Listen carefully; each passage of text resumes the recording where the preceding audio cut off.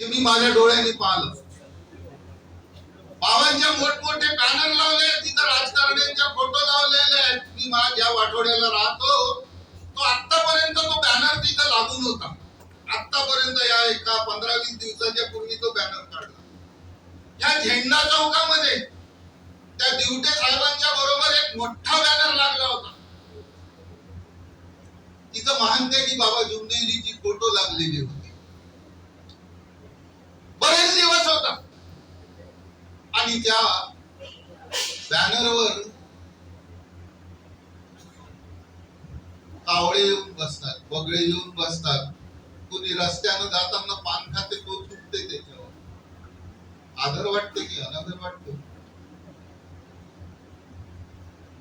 हा बाबांचा अनादर आहे, या मार्गाचा आदर आहे की अनादर आहे? लाज वाटायला पाहिजे. मला तरी वाटते लाज. तुम्हाला काय वाटते मला माहिती. ही जबाबदारी कोणाची आहे? ज्यांनी तो बॅनर दिला होता, ज्यांनी तो बॅनर लावला होता, ज्याच्या परवानगीने लावला होता, त्याला काढून फेकायला पाहिजे, आणायला पाहिजे आपल्या घरी बरोबर, त्याच्या आनंदाने ठेवायला पाहिजे. कारण तो कागद कपडा आहे हे मला माहित आहे, परंतु तिथं माझ्या बाबांची प्रतिमा दिसते आणि जर त्यांचा अनादर होत असेल तर माझ्या मनाला झटका पोहोचते. याला जबाबदार कोण? याला जबाबदार मी आहे, असं प्रत्येकाने विचारलं का कधी आपल्याला? कठोर वाटतंय नाही का? बाबांच्या काळात काय होत होतं, पुन्हा मी एक उदाहरण सांगतोय की बाबांचं मार्गदर्शन झाल्यानंतर बाजूला स्टेज बनवला जायचा, तिथं ढोलक तबला घेऊन छान असे भजन केले जात. आज काय होते? आज काय होते? ऑर्केस्ट्रा होते. आणि त्या ऑर्केस्ट्रा मध्ये मी सांगतो की ती मुलगी आहे एक, मला तर म्हणजे ते नावही आठवत नाही तिचं, आणि ती ऑफर देते. काय ऑफर देते? नाचो मेरे साथ में नाचो म्हणते. आणि त्याला बोलवणारे कोण? तिला बोलवणारे कोण? आम्ही कार्यकर्ते. तिला मन चुकलं तर करून दिलेलं आहे. असे काही अजूनही ऑर्केस्ट्रा आहेत, अजूनही काही ऑर्केस्ट्रा आहेत ज्याला ऑर्केस्ट्राचं नाव दिलंय अश्लील टाईपचे ते भजन म्हणावं त्याला, ते भजन आहेत का हो?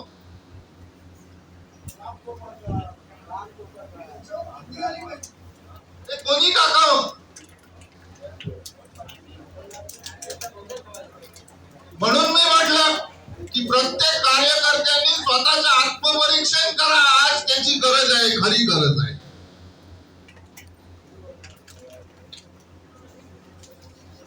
पण आज कुठे चाललो आम्ही?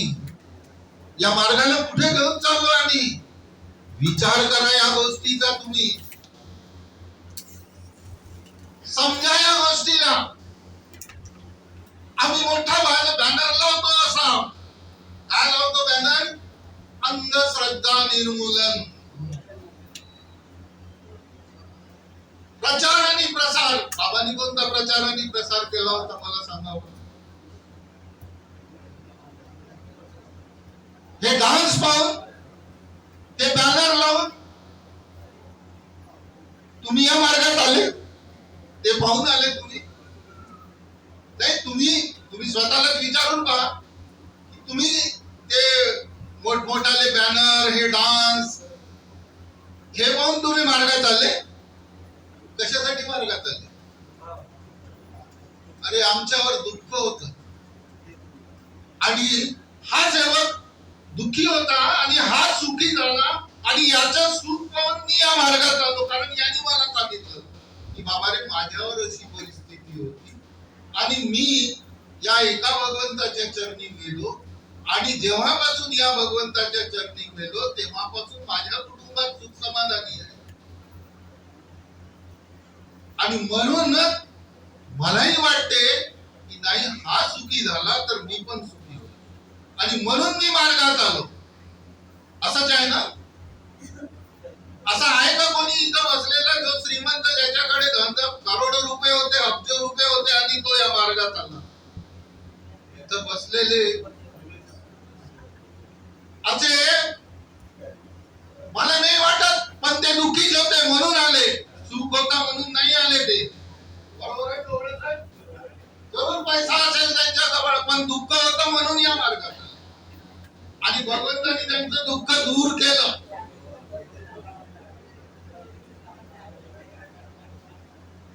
केलं की नाही केलं? पण इथं मोस्ट ऑफ द पर्सन्स जे आहेत, बरेचसे लोक जे बिचारे गोरगरीब, ज्यांना खायला अन्न भेटत नव्हतं, आमची जी परिस्थिती होती, एक काळ मी जो पाहिला तो फार बिकट काळ होता. आज माझ्याजवळ काय नाही आहे, पण मी विसरलो नाही. पण आज काळाची गरज आहे. त्या अंधश्रद्धेतून बाहेर काढा. खालचं एक उदाहरण सांगतो. काल एक बाई आली निवासस्थानात, टोपलावर केळं घेऊन आली आणि केळं वाटतो म्हणे. कशासाठी? कोण सांगितलं? केळं वाटल्याने का भगवान भेटते? कशा अंधश्रद्धा पसरवत आहे आम्ही? कुठंतरी त्याला आळा घाला. हे डिस्ट्रक्टिव्ह विचार आहेत आपले, याला कुठंतरी बंद करा. आणि या सगळ्यांचं उत्तर, वेळ मी बराच घेत आहोत बोलायचं आहे, पण या सगळ्यांचं उत्तर मी सांगतोय. तुम्ही खरंच एकांतात बसा प्रत्येक कार्यकर्त्यांनी आणि त्या तत्वशब्द नियमांचा सखोल अभ्यास करा. त्या प्रत्येक प्रश्नाचं उत्तर तुम्हाला त्याच्यात. प्रत्येक प्रश्नाचा असा एकही प्रश्न नाही ज्याचं उत्तर त्या तत्वशब्द त्या संध्याकाळच्या प्रार्थनेत नाही. आज मला सांगा बघ, त्या बाईनं आज तिनं जवळजवळ 1000-1200 रुपयाची केळं आणले असतील, तिची परिस्थिती काय आहे? आज ते केळं न देता तिचे जर 1200 रुपये वाचले असते तर तिची गृहस्थी वर आली असती. आपल्या तत्वशब्द नियमात लिहिलंय. काय लिहिलंय? मानवी जीवनाचे अनेक मुद्दे सफल करण्याकरता, मानवी गृहस्थी उंच आणण्याकरता आज त्या बाईचे 1200-1000 रुपये वाचले. ते बाबांनी शिकवलं, अशी गृहस्थी वर आणली. आज आम्ही काय करतोय? मोठमोठाले सेवक संमेलन घेतल्यामुळे काही या मार्गाची वाहवाही होईल असं वाटतंय का? मला नाही वाटत. आमची वागणूक सुधारली पाहिजे, आमचे विचार बदलले पाहिजे. आम्ही तर अशिक्षित होतो, परंतु आमचे मुलं उच्च शिक्षित झाले पाहिजे, IAS ऑफिसर झाले पाहिजे, IPS झाले पाहिजे, चांगल्या पदावर सेक्रेटरीएट मध्ये गेले पाहिजे, इंजिनियर झाले पाहिजे, डॉक्टर झाले पाहिजे. असा विचार का नाही करत? किती लोक करतायत? आणि जे करताय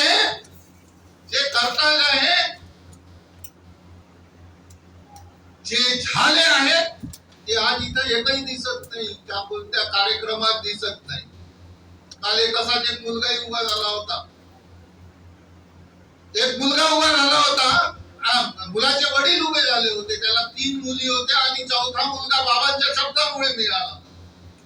आणि तो मुलगा झाल्यानंतर आज तो त्याचं शिक्षण झालं, एज्युकेशन झालं, वेल एज्युकेटेड झाला, हैदराबादला इंजिनियर आहे. बाप त्याला म्हणते की बेटा एखाद्या तरी वेळा चर्चा बैठकीला येत जा. त्या पोराजवळ वेळ नाही. विसरला. त्या माईबाबा, मी त्या पोराला दोष नाही देणार, मी त्या आई वडिलाला दोष देईन. त्या आई वडिलांनी त्याला सांगायला पाहिजे होतं की तू जो काही बनलास या एका भगवंतामुळे, त्या भगवंताची आठवण करून द्यायला पाहिजे होती, पण केली का? आणि आज तुम्ही त्याला सांगताय काय म्हणते? कारण तो याच्यापासून फार लांब चालला गेलाय. अशा भरपूर गोष्टी आहेत. वेळेचं भान ठेवून मी क्षमा मागतो. बोलायचं आहे मी 5 मिनिटात. मी इथंच माझं 2 शब्द संपवतो. माझं बोलणं कुणाला आवडलं असेल तर ते आपल्याकडे स्वीकार करा, नसेल आवडलं सोडून द्या. मला काही कोणावर जोर जबरदस्ती नाही किंवा बंधनही नाही, परंतु माझे जे वैयक्तिक विचार होते मी तुमच्या समोर ठेवले. योग्य वाटत असेल तर त्याचा स्वीकार करा. आणि माझ्या हातून कळत न कळत जे बोलण्यात मार्गदर्शन करण्यात चुका झाल्या असतील, तसे त्याबद्दल मी भगवान बाबा हनुमानजीला मानते की बाबा झुंजजीला आणि इथं बसलेल्या सर्व सेवक बांधव सेवकींना क्षमा मागतो व माझी रजा घेतो. धन्यवाद मला ऐकून घेतल्याबद्दल.